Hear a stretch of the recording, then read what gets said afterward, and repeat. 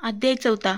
श्री गणेशाय नमः. स्वामी नामांचा जप करिता चारी पुरुषार्थ येती हाता स्वामी चरित्र गाता ऐकता पुनरावर्ती चुकेल गताध्यायाची अंती अक्कलकोटी आले येती नृपराया दर्शन करती स्वइच्छेने राहती तयापुरी चोळप्पाचा दृढ भाव घरी राहिले स्वामीराव हे तयांचे सुख कृतपुरी नित्य सेवा घडे तया ते चोळप्पाची सद्गुणी कांता तीही केवळ पतिवत्ता सदोदित तिच्या चित्ता आनंद स्वामी सेवेचा स्वामी केवळ ईश्वर मूर्ती देशोदेशी झाली ख्याती बहुत लोक दर्शना येती कामना चित्ता धरुनी कोणी संपत्ती कारणे कोणी मागती संताने वाया म्हणून या लग्न येती दूरदेशावणी शरीर भोंगे कष्टले संसार तापे तप्त झाले मायामय परसाऱ्यात फसले ऐसे आले किती एक भक्त अंतरी जे जे इच्छती ते येती राजपूर्वती दृढचरणी जयांची भक्ती त्यांची होती कल्पतरू जे का निंदक कुटील तया शास्त्रे केवळ नास्तिका प्रति तत्काळ योग्य शासन करीता ती कोणी तोन संन्यासी आले अक्कलकोटासी हंसोनी म्हणती जनांसी डोंगी याच्या नादी लागला हा स्वामी नवे डोंगी तो जो नाना भाव भोग करी साधू लक्षण यांची अंगी कोण ते हो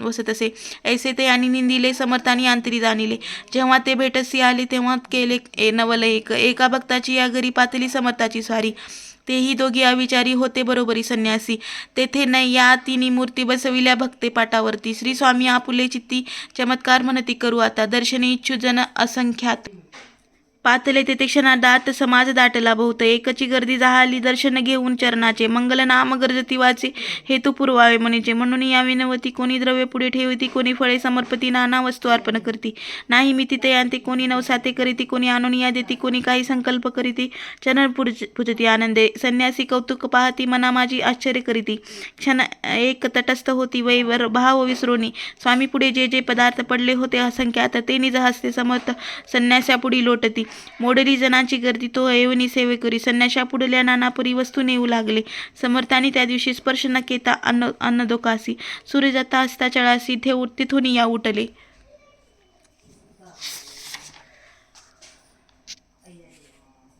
दोघे संन्यासी त्या दिवशी राहिले केवळ उपवासी रात्र होता तयासी अन्नदोक वर्ज्य असे जे पातले करू छळना त्यांची झाली विटंबना दंडावया कुस्तीत जना अवतरले यतीवरे श्री स्वामी चरित्र सारामृत नाना प्राकृत कथा समत सदा परिसोत प्रेमळ भक्त चतुर्थाध्याय गोडहा श्री स्वामी राजार्पण नमस्तु श्रीरस्तु शुभम भवतु.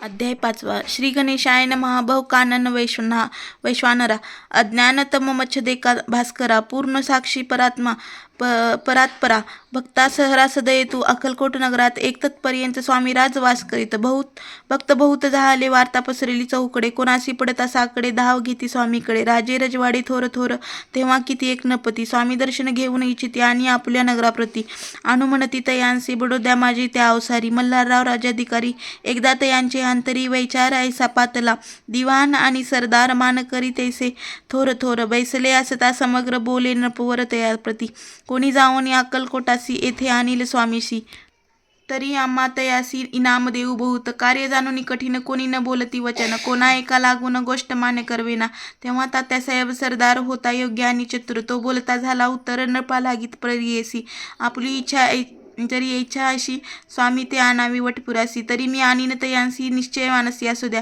ऐसे ऐकून उत्तर संतोषला तो नपोवर तैसा सभाई समग्र आनंदित झाली नपतीसह सकळ जणे त्या परी त्यासी सन्माने गौरवनी मधुर वचने यशस्वी होत म्हणती तया तात्यासाहेब निघाले सत्वर अक्कलकोटी आले नगर पाहुणी संतोषले जे केवळ वैकुंठ पाहुणी स्वामींची दिव्य मूर्ती आनंदित झाले चित्ती तेथील जणांची पाहुणी भक्ती धन्य म्हणती तया ते अक्कलकोटीचे नृपती स्वामी चरणी तयांची भक्ती राजघराण्यातील युवती त्याही करीती स्वामी सेवा ऐसे पाहून तात्यांचे विचार पडला मानसी या नगरातून स्वामीसे कैसे नेऊ आपण प्रज्ञांती परमेश्वर प्रयत्न करीती होय सत्वर लढवणी युक्ती थोर कार्य आपण साधावे करुणी नाना पक्वाने करती ब्राह्मण भोजने दिदले बहुसाल दाने याचेक धने प्रतप्त केली स्वामीची या पूजेप्रती नाना द्रव्य समपती जेणे सेवे करीत संतुष्ट होती ऐसे करीती सर्वदा ऐशी नाणे काही न झाले केले तितुके व्यर्थ गेले तात्या मनी खिन्न झाले विचार पडला तयांसी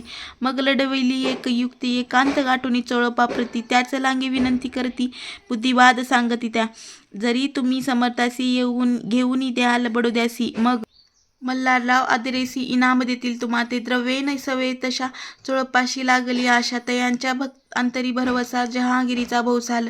चोळपाने कर जोडून विनंती केली मधुर वचनी, कृपाळू होऊन समर्थानी बडोद्याप्रती चलावे. तेने माझे कल्याण मिळेल मला बहुत धन, आपुलाही योग्य सन्मान तेथे जाता होईल. ऐसे ऐकून या वचन समर्थासी हास्य करून उत्तर चोळपा लागून काय दिले सत्वर.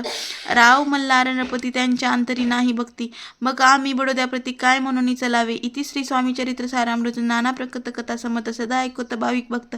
पंचमाध्याय गोड हा. श्रीरस्तु शुभम भवतु. श्री स्वामी समर्थ. श्री स्वामी समर्थ. तर आज आपण श्री स्वामी चरित्र सारामृताचा 6वा अध्याय घेणार आहोत. तर चला सुरुवात करूया 6व्या अध्यायाला.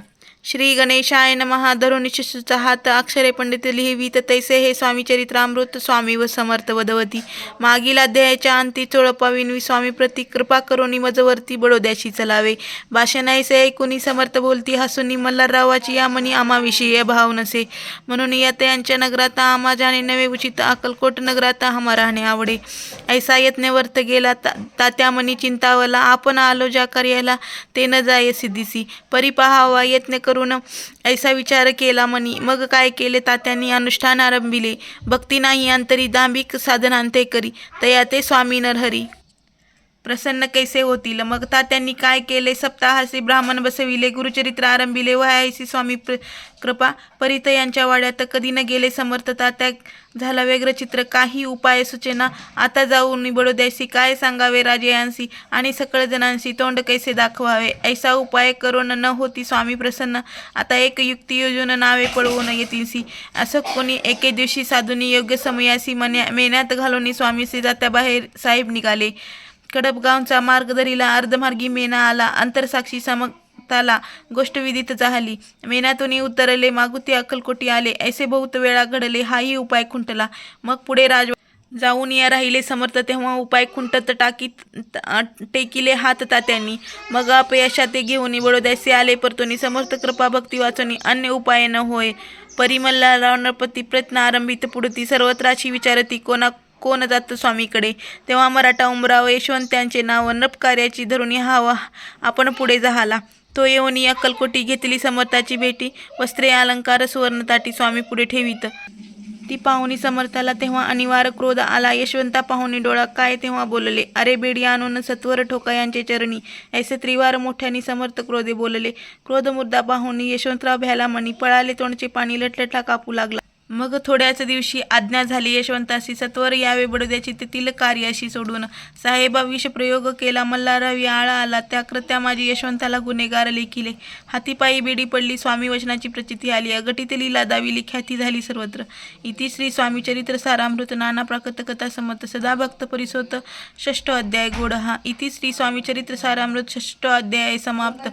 शुभम भवतु. श्री स्वामी समर्थ.